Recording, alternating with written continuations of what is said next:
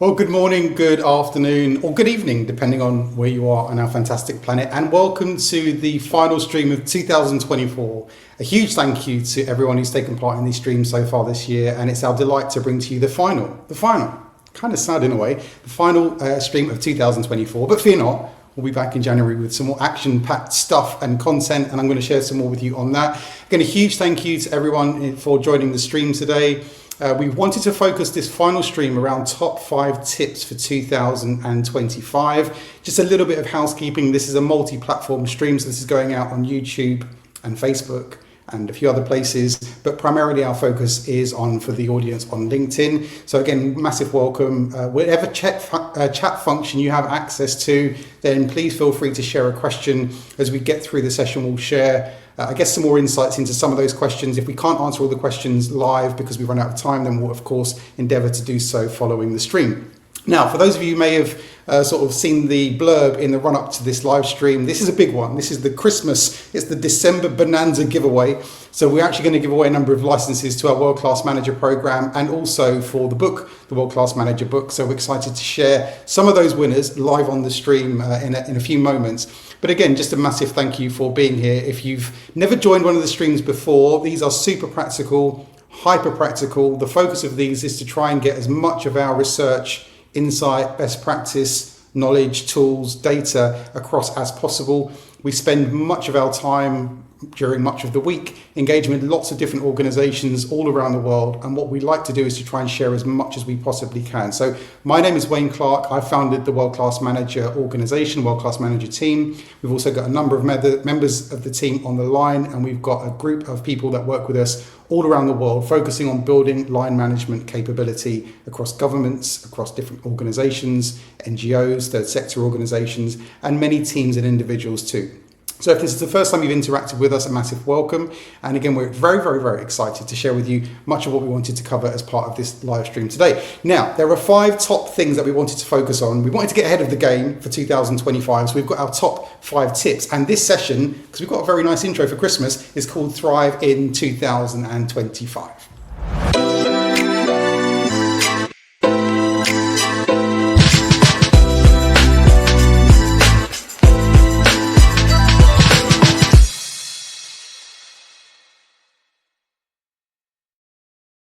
So look at that. As the intros sort of progressed through the year, they got better. Hopefully you thought they got better anyway, if this is a number of times that you've joined the live stream.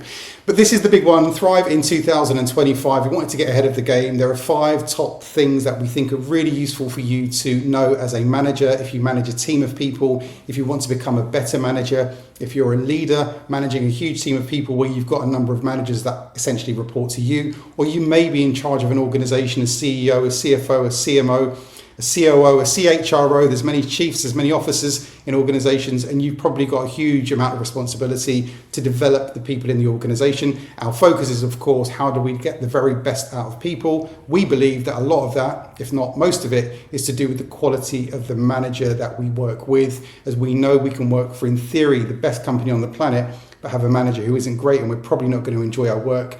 Conversely, we can work for, in theory, the worst company in the world, but have an excellent line manager, team leader, shift supervisor, and work can be somewhat enjoyable.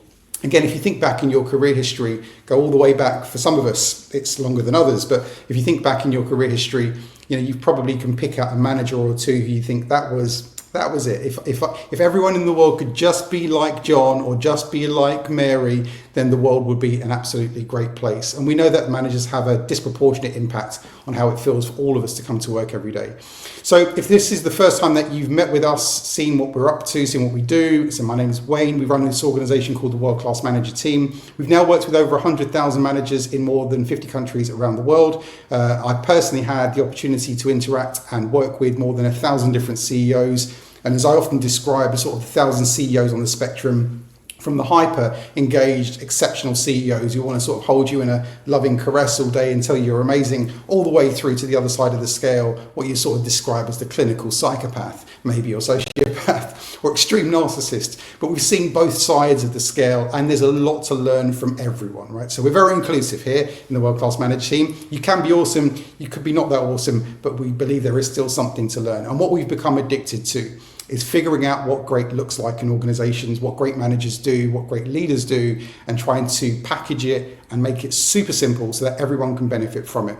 So one of the organizations I worked in where I was promoted to manager, I got sort of promoted over the weekend and spend the weekend trying to figure out, what do I do to prepare myself for being a manager? And that was a big area of focus for us in building our world-class manager program to say, what could you give, in a way, been given access to in like 24 hours that would prepare you for the challenge of being a manager? Most of those 1,000 CEOs that we come into contact with would tell me that in their journey, being a middle manager in the organization was probably their most difficult moment in terms of their entire career journey as well. So we recognize that the role of being a manager, because there is a tremendous amount of expectation placed on the manager by the senior team. Nearly every single leadership team member that we meet with will tell us that they've got an expectation of the managers. It's the managers. The managers need to do things differently. The managers need to improve communications. The managers need to drive sales. The managers need to drive customer experience improvement, and on and on and on. And then we've got, from the manager's point of view, we've got the members of our teams who all want something from us. It's a very difficult place to be. We've not even yet got into thinking about our own workloads and our own stresses outside of work. So we recognize the role of the manager.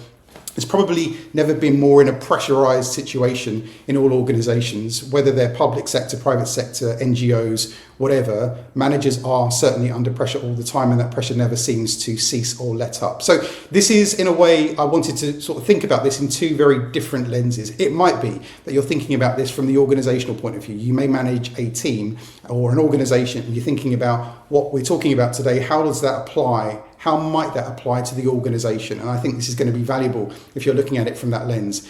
You also might be looking at it from a very personal lens, which is how do you get better as a manager? You've got a small number of people in your team. You may be a manager for the first time, or you may not even yet be a manager, in which case, why would you do it? It's an insane thing to do. And we're just joking, of course. It's a gift, it's an honour, absolute honour that the organisation in a way enables people to be in this very responsible position of being a manager. And if you run an organisation and have grown an organisation, you'll certainly understand that the role of the manager becomes hyper important in the delivery of anything that the organisation wants. Customer service delivery, product improvement, employee engagement, shareholder returns, stakeholder engagement, everything that we probably want as the outcome of an effective organisation is heavily dictated by the quality of the managers in the organisation. So if you've been selected as a manager, I think this is a huge congratulations, because the organisation has obviously placed a lot of faith in you. The challenge is most organisations we come across, good, bad or indifferent, don't often think about the preparation that's needed for the challenge of being a very modern, very challenged people manager in 2024, 2025, because everything changes all the time. And what we focus on, and what this whole live stream is about, is to try and give you as much as we can with our insights and data to prepare you for the challenge of being a manager, or indeed to improve and up your management game. We can always get better, all of us. We've not come across anyone yet who can't get better.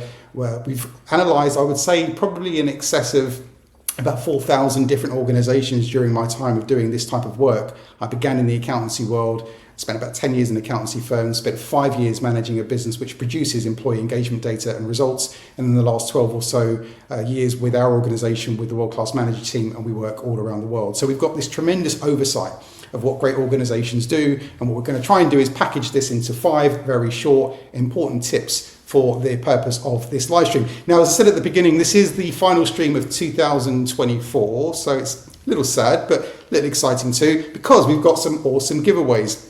We've got the book called How to Become a World-Class Manager. Funnily enough, it's titled about being a world-class manager. This was published in 2023 by Kogan Page, who we're delighted to work with as a publisher. They recognise the value of our data and our research, and we've published this now in many different parts of the world. It's actually also just been republished in Arabic. So I was in Egypt 3 weeks ago, and we were launching the sort of very first sort of display version of the book in Arabic in Egypt. It's actually also been launched in Saudi Arabia, and it will be launched across a number of the Gulf states over the coming months. So we're very excited about that for 2025 as well. So let's get cracking. Oh, the other thing is we've also got some licenses to our World Class Manager program. So I think at some point during the stream, we're going to get into sharing some of the winners. So I'll notify the team who we've got on the line, and then we'll sort of display, I would imagine, with the magic of live stream technology, who's won these licenses. So first thing, there are 5 things actually, as I said in the run up to this, we've called this 5 tips for 2025. So let's get into it. So the 5 areas that I wanted to focus on. Number one is thinking about strategy. Number two is thinking about communications. Number three is thinking about growth. Number four, about customers. And number five, about vision. So I'll explain what we mean by all of these as we go through. And what I also wanted to do is to share with you some of the data that we've got from our research. So we've now got data on around about 16,000 managers represented in a huge range of organizations from Vietnam to Brazil to Morocco and everywhere in between. So it's truly global data. And I think it's quite insightful because it shares with you in a way, or at least shows us what the kind of norm looks like. I'm sometimes skeptical and dubious of benchmarks. However, I think that this is quite useful data because it at least enables us individually to start to think how might we compare to what we're seeing and what we're finding out from some of these insights and some of this data as well.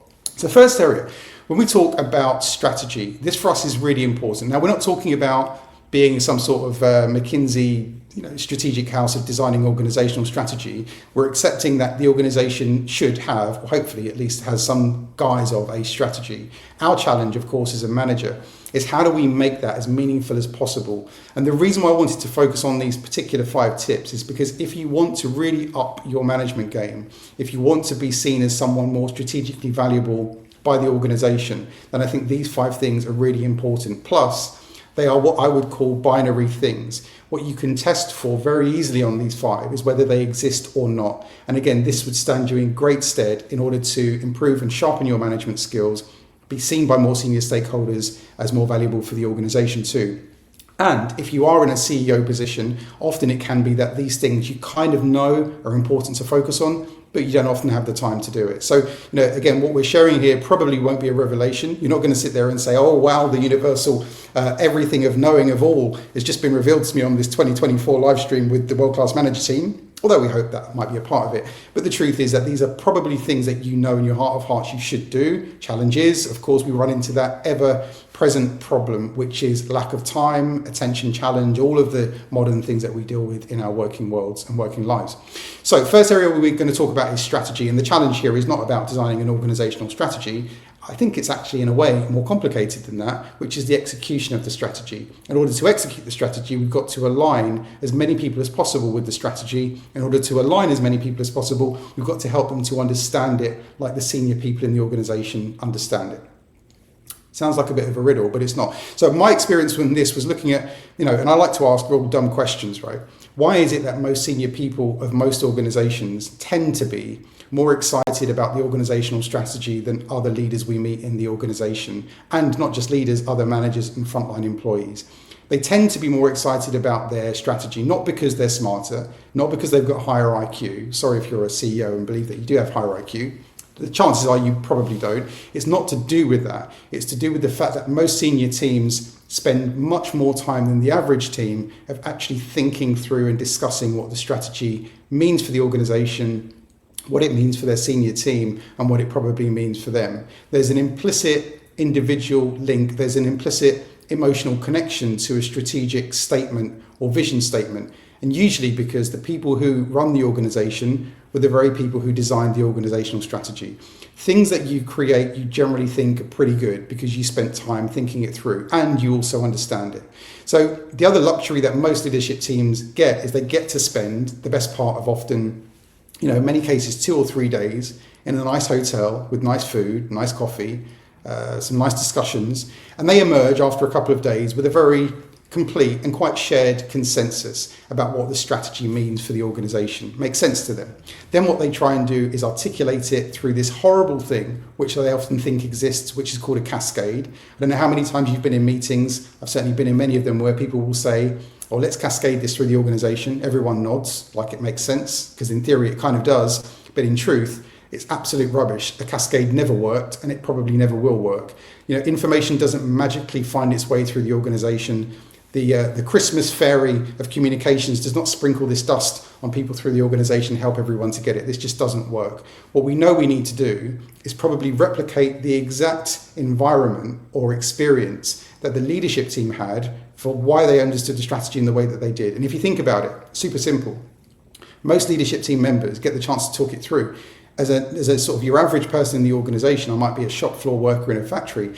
It would be weird, wouldn't it, that I would sort of happen upon a colleague of mine and say, hey, Bob, fancy having a discussion over a sandwich about the strategic goals of the organisation and what it might mean for the team? I suspect Bob might say, no thank you, Wayne. I would not enjoy such a debate with you this afternoon. It's a weird conversation to have with a random member of the organisation, but it's the exact conversation that most leadership team members spend lots of time having. So this in a way gives us our very clear, very simple answer. The stat on the screen, the 46%, is that 46% of every manager that we've surveyed in our process do not understand the organisation's finances. Now, again, you may argue, so what? Is it important that managers do understand the finances of the organisation? We would argue it probably is, for a few key reasons, which we probably don't have time to go into on the live stream, but let's take one as an example. Let's take the pay discussion or the pay rise or not discussion that managers often are forced into a very difficult conversation with the team.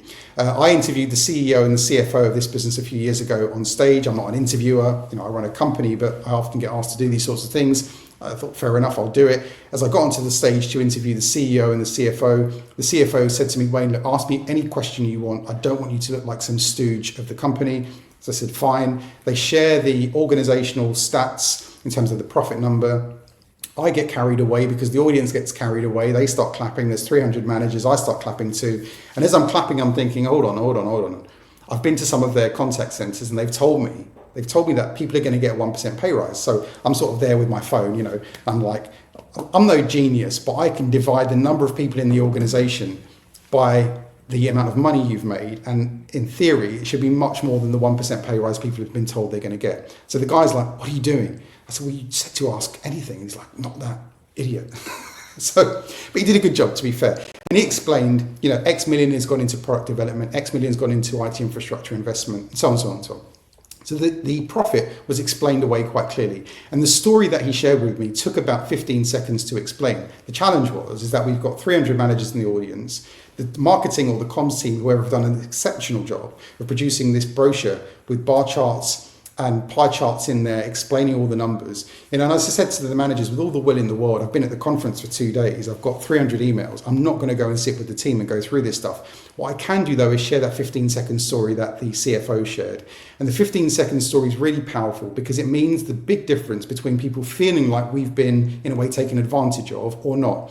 Which means is when you see this huge number, people often do very irrational mathematics. They divide this headline number by the number of people in the organization and say, well, someone's benefited from this for sure, and it's not me, it's not us. The managers are then forced into a very difficult position because I have to go back to the team and I say to the team, it's 1% pay rise. When I say to the team, it's 1% pay rise, a member of my team doesn't sit there and say, hold on a minute, Wayne, you're looking a little too glum at this 1%. Have you considered that we've probably made strategic investments for the future growth and sustainability of the organization? I say, no, you're absolutely right, team. Therefore, we should feel warm and fuzzy about this 1%. Of course not. When you hear it's the 1% pay rise and you've seen this headline figure of growth and this profit number, your conclusion is that we got taken advantage of. Someone's benefited and it certainly isn't us. And the challenge for the manager is we're often pushing managers into these impossible positions to have conversations with the team armed with no data, no info, no context.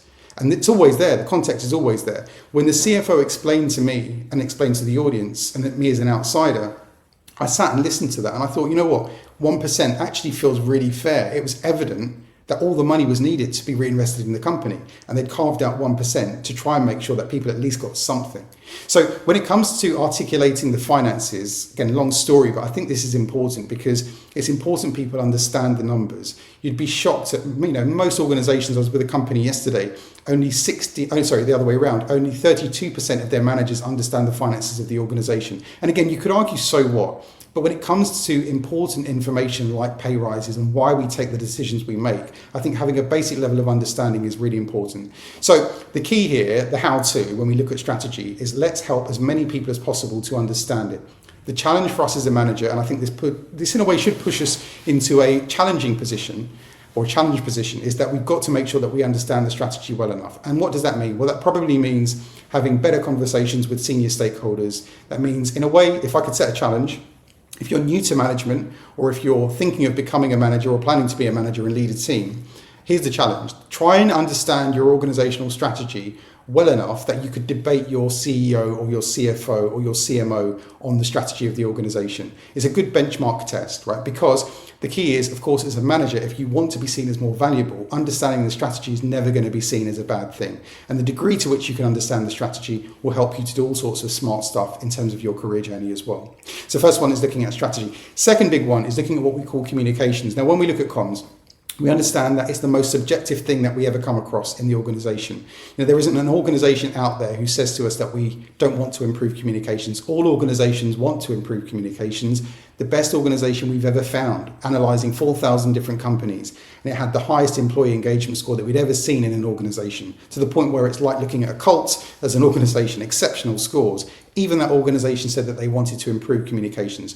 Communications is tremendously subjective, if not totally subjective. What you believe is improved communications, I might believe is different, and we're both correct. So the challenge here, 3 real simple questions. Let's ask the team, what do you want to know about? How often? How best can I get that information to you? What do you want to know about? How often? How can I get that information to you? Don't worry, the recording will be available online afterwards on YouTube and on LinkedIn and whatever else. So you can see all of this stuff in here. What we found is 61% of managers say that they understand the communication preferences of their team, which is quite interesting. 4 out of 10 managers do not understand the communication preferences of the team. And even the 6 out of 10 who say that they do they really? I mean, this is a self-reporting figure. Let's assume, of course, that everyone's been very straightforward and truthful, and that they do genuinely understand. I suspect it might not be as high as 61%. So understanding the communication preferences is really the answer. We've got to figure out what feels like improved communication for individual members of the team. If you then deliver on what they believe is improved communication or would be, and then ask them the question, do you think that communications is improving? What are people going to say? They're going to say absolutely yes. Why? Because my selfish conditions for improved communications have now been met. It's very, very personal, very subjective. And again, as a manager, we can deliver on that. Point 3 is looking at what we call personal growth or growth. Actually, you can more look at this from the individual level, and you can actually look at it, of course, from the organizational level. Probably don't have time to go into that side of it. Let's focus on the people side of this. When we look at growth, we know that about 50% of people will leave the organization because they don't feel grown and developed. When we found this stat, and we've sort of corroborated this in other parts of like research and looked at data on this, also in part of the book, we focus on this too. This seems to be pretty much standardized. So about 50% of people who leave cite career growth and development as the number 1 reason why they left. So you know this adage, people leave managers, not companies, which I think is broadly right. But why do they leave managers? It's not because we've just got horrible managers out there. There's a few horrible managers and a few horrible bosses. But in the most part, it's not that. It's that I feel that there aren't enough development opportunities here. Now, one of the things I do also as part of what we do in our work, I lecture. So at Bayes Business School, which is part of City University here in London, I lecture maybe 4 or 5 times a year with undergraduates and master's students, focused largely on looking at management development and personal growth challenges to do with the workplace and some of our research. And one of the really big areas that we look at is we describe, and I like to describe to undergraduates about what I call the dream manager. Not the dreamy manager, the dream manager. I talk about the dream manager because there are 2 key aspects of what we consider to be a dream manager. One is that they would understand you really well. They understand your hopes, your dreams, your ambitions. Sounds easy, doesn't it? I just sort of reel it off like it's an easy thing for people to do. And based on your experience, there are certain people who are very adept at having these types of conversations. It's more of an art form than a science, absolutely. There's another part to this, which is to what extent is this manager well networked across the organization? And I say this for an important reason, because we've come across charities, NGOs, well, not just charities and NGOs who don't have money, but lots of organizations can be challenged budget-wise. They may have no money whatsoever to be able to invest in people's growth and development. Doesn't mean that there aren't growth and development opportunities. And I think this is a huge misnomer. So what we look at is these 2 areas.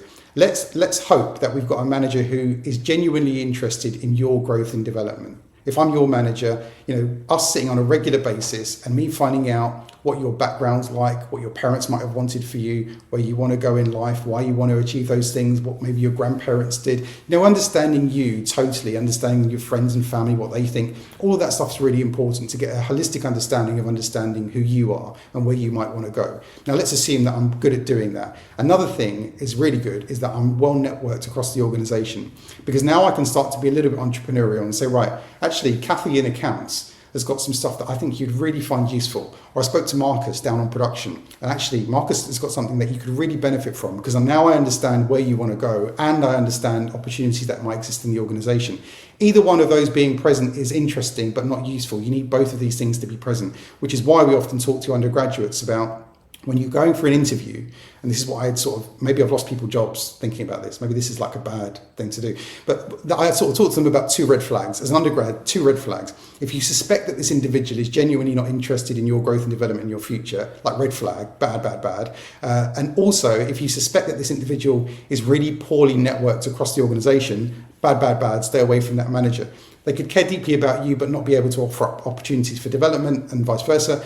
Again, you probably don't want either one of those situations. You want both of those conditions in a way to be present. So when we look at personal growth, this is about being entrepreneurial. It's not always about money. Interestingly, we've got large banks that we've worked with that have got, hundreds of millions to invest in learning and development programs and complex OD programs. But actually they've got lousy scores when it comes to personal growth. We've got charitable organisations with no money, not like a little bit, like zero, nothing. And they've got exceptional scores on personal growth and how people feel about development opportunities. So I think this is a huge one. The key, of course, for us as a manager, like the how-to, is to understand this individual as much as we possibly can. Not to pry, because there are certain things that people might not want to share with us, but understanding the individual and understanding what might happen across the organisation is really important. Interestingly, one of the areas, and it kind of happens like, I can show you like a sort of like a magician, right? You can go into an organization and I can sort of write this on a piece of paper and then I can put it in my pocket and I say, I'm getting a feeling, guys, I'm getting a sense that you've got an organizational issue here. And they're like, oh, really, Wayne, what is it? And you sort of put this piece of paper and you say silos. I'm just getting a sense that you've got a silo working problem. They say, wow, you're like a genius. How did you know? So it's just a hunch, because every organization's got the same problems. When we look at the silo issue in most organizations, we're quite stovepiped in how we work. We don't often interact with many people outside of our world. If you put a sort of employee or manager cam on someone's head and followed them for a week in the life of most people at work, most people don't interact with many people outside of their immediate world. So finding a well-networked manager might be a challenge, but again, I think this is a huge opportunity for us as we thrive in 25 to think about how can we build our network. Of course, there are platforms to do that with the public like LinkedIn, but internally in organizations and across key stakeholders, how can you 10x? There's another challenge. How can you 10x your network for 2025? Absolutely possible to do it, and would stand you in awesome stead for the future as well.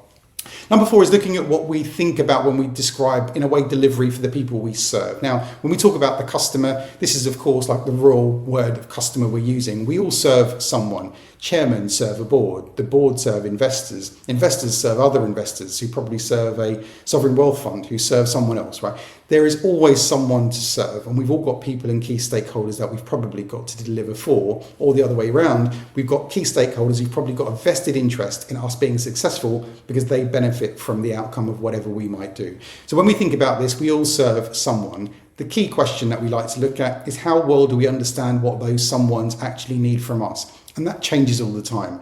I guarantee that you as an individual are a different type of person than you probably were if I met you on the 12th of December 2023.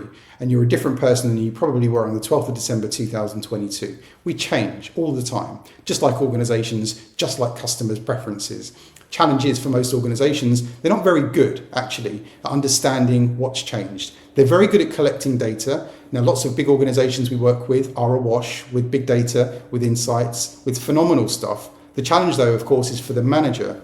How do I distill all of that stuff and make that meaningful in my world? And lots of organizations aren't very good at helping managers to do that, which herein lies, I think, another opportunity for us as managers.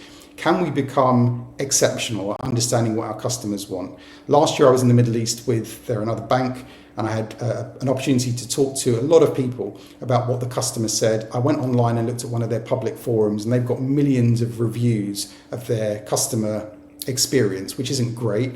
I asked the people in the audience, how many people of you have actually taken time to look through and read and understand what the public say about you? 0, not one person in the room. And it would have been a good opportunity for one of them to put their hands up, because the most senior person who was there from the bank looking after customer experience was also present. So even if you hadn't looked at it, you'd probably thought to yourself, this is a smart idea, just put up my hand, no one's going to check. But no one did. Awash with data, awash with insight, no one's looking at it. And again, the challenge from most of us as managers, we don't probably know what's changing in the customer's world. The opportunity, of course, is that if we can really get ahead of this, you start to find yourself in an advantaged position. It's hard to get a competitive advantage if we talk about that, either as a manager or as an organization. Understanding the customer feedback and understanding what people need from us is probably a really smart way to do it, and therefore it gets us all sorts of exciting leverage and, of course, insight, and ultimately helps us to deliver better for the people we're designed to deliver for. It's a win-win, win-win-win. So 4 or 5 wins. So final one is looking at what we call, in a way, vision. You could interchange this with leadership. The key thing that we're talking about here is how excited do people feel about where the organization's going next. I think this is a really key one for 2025, depending on where you are in the world. Again, we work across lots of different countries around the world. So depending on where you are, actually, maybe there's a roll call. Shout out where you are, which country you're in, what city you're in, let us know. That'd be great. But we work, with all different people from all different organisations in lots of different countries. The challenge for many people, we talk, certainly in the UK, there's a lot of conversation right now and has been about the cost of living crisis. It's the same thing I found in Egypt. It's the same thing I found in Morocco. It's the same thing I found in Brazil. It's exactly the same thing I found in Hong Kong. All of us talk about the same challenge, which is inflation in most places in the world is challenging. We're in a difficult position. And business is, in a way, there's a lot of uncertainty. What we want to do is build a sense of hope, not false hope that we're going to try and be this sort of walk into the organisation and high-five each other. But the truth is that we want to have some sense of excitement and hope about what's going to happen in the future. And one of the things that we look at here is how do we, as managers, distill what the organisational vision is, mission, all that sort of stuff, which is kind of interesting. But it's interesting at the organisational level. It doesn't mean that much to people. Jane Vivi is live on the line. She's in Valencia. Certainly better than, you can't see out the window, but this is grey London. Hello to Jane. And one of the things that we want to try and do is give people a sense of hope and excitement about where we're going next. And think about this for a moment. We're at Thursday at the moment, for most of us in the world, we're on Thursday. If someone gave you 2 tickets to go to the most amazing place in the world that you want to go and spend time, like Jane's got in Valencia, on Saturday, with the person that you want to spend the most time with in the world, your life between now and Saturday would get better immediately. You feel better in the present when you've got something exciting to look forward to. And here is, in a way, such a very simple psychological measure, I think, of looking at a great organisational vision or team vision as well. Does it excite you in the present? It's one of the things that we look at quite a lot. One of the things that we often talk with CEOs about, and this is probably where I get into my most difficult conversations with people, is to say, talk to me about what the future looks like. And some of the organisational visions and future descriptions are so unbelievably boring. By the time they finish explaining it, I'm asleep, they look half asleep, no one in the organisation's excited. And again, what we can't do often as a manager, depending on how senior you are, is you might have limited ability to influence what that looks like at the organisational level. But we can certainly do something quite exciting at the team level. And one of the questions that we like you to think about is, what do you want to be famous for? What do you want the team to be famous for?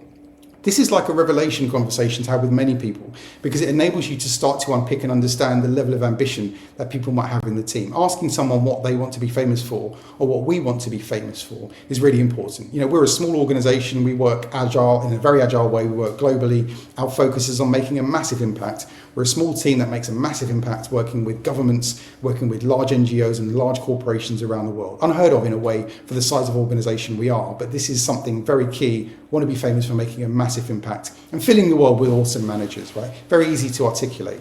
And it requires a little bit of thought. What is it that we want to be famous for? So again, I would challenge you to think about for 2025. Let's think about what that might mean for the organisation. Let's think about what it might mean for the team, but importantly, for you as an individual, which I think is a great place to start. What is it that you want to be famous for in 2025? If it's come to you like a revelation right now, feel free to share that live on the stream. Otherwise, you can share it on LinkedIn with us after.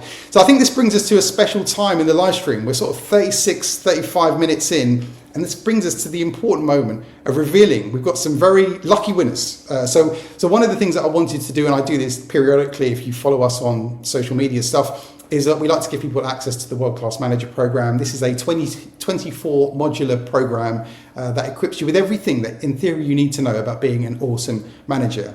So let's in a moment reveal who the winners are.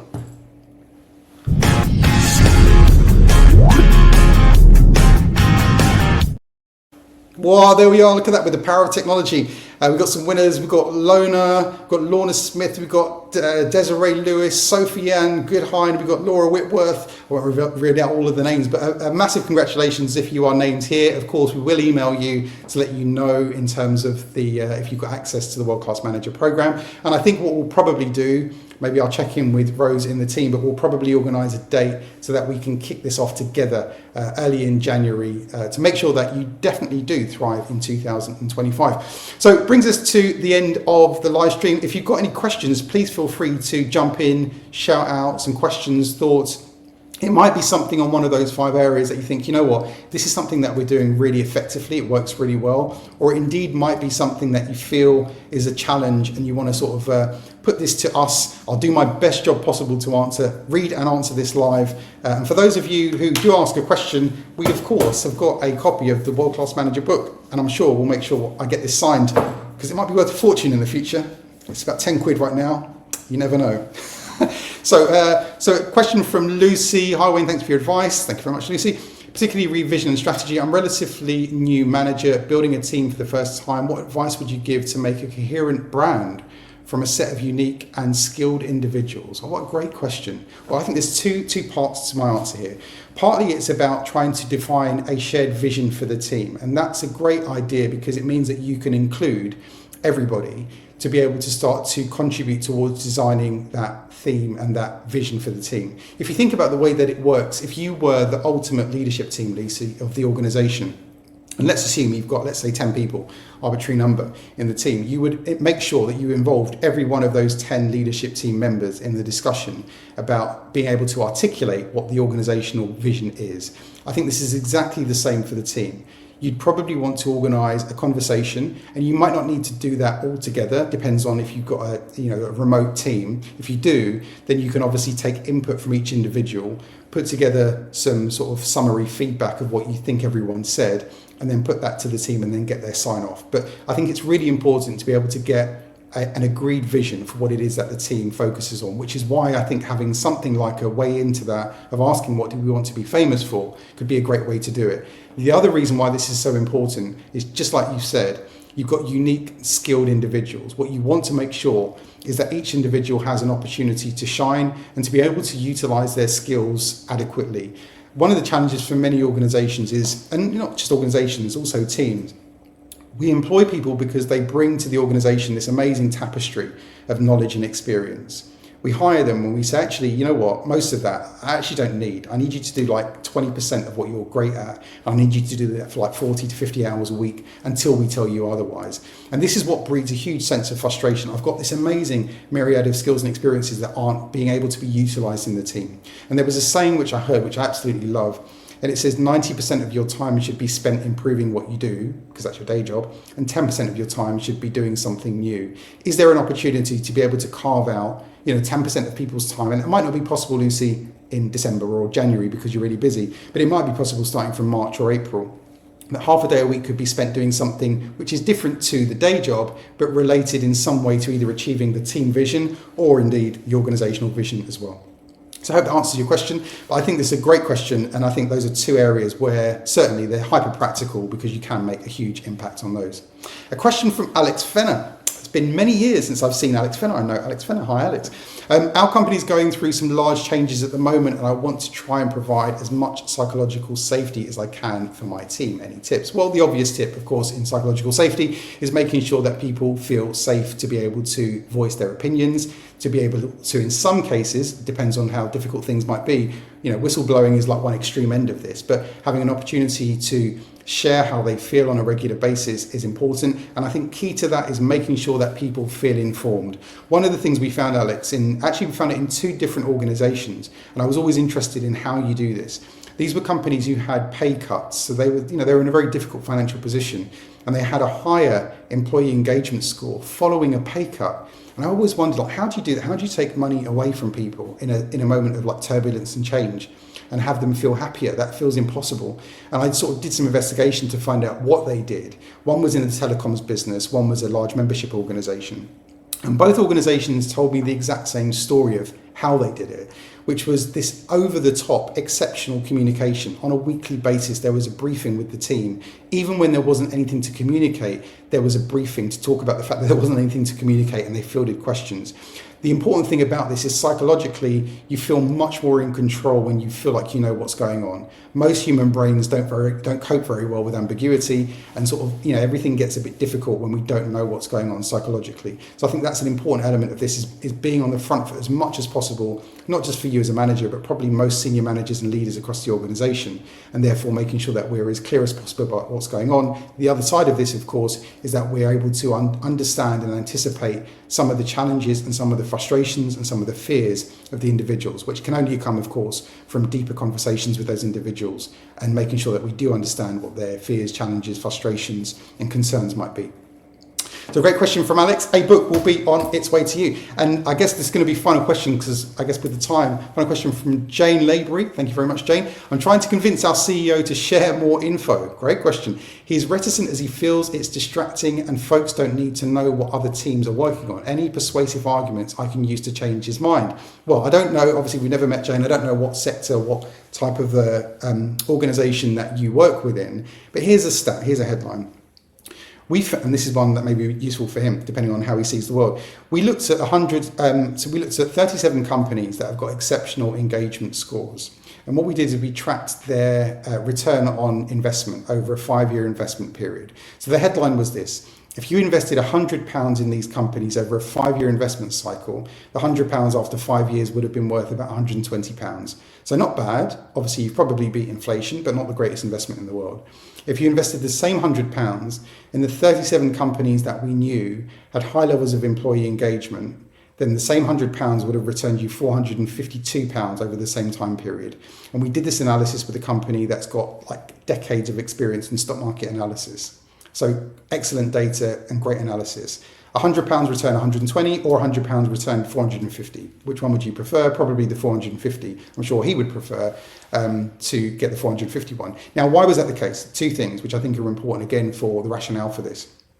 One is that we found that these organizations had exceptional management scores. There was something about the quality of management, which is why we zero in on the role of the manager so much, because we know that great management dictates everything when it comes to looking at the quality of performance of the organization. The second one, heavily related to your question, was about the quality of communications. And if you think about this, right, I did some work a number of years ago with a sports or psychologist guy. It's fascinating. And he was talking about, because at the time I was trying to prepare myself to run, I've only ever run one marathon. That'll be it, I think, for me. But as I was preparing to run the marathon and do some training, he was asking me about what dialogue is happening in my mind. So he said, when you go out for a run, what are you saying to yourself? And I'm saying to myself, this is insane. Why would you do such a thing? This is horrific. I'm going to die. All of this sort of totally irrational thought has happened as I'm trying to run these longer distances, longer than I'd ever ran before. And he was saying, notice what's going on for you, because this is all about the power of your internal dialogue. And one of the connections that we made was looking at the parallel between what a high performance athlete might think about, which obviously I'm not, and how they talk to themselves versus what actually happens within inside an organization. You can scale the whole thing up, and it's quite fascinating when you look at this. The quality of communication, i.e. the speed of transmission of information, and how fast people can know something new will give you your ultimate competitive advantage as an organization. I don't care what type of organization you're in, you can only ever, as an organization, differentiate yourself really on two very different variables or two axes. One is what you do, one is how you do it. The what you do, unless you've got some unbelievable technology that's not being able to be replicated or something that's like truly remarkable, then everything that you do as an organization can be copied probably by someone else, right? And we've seen that time and time again.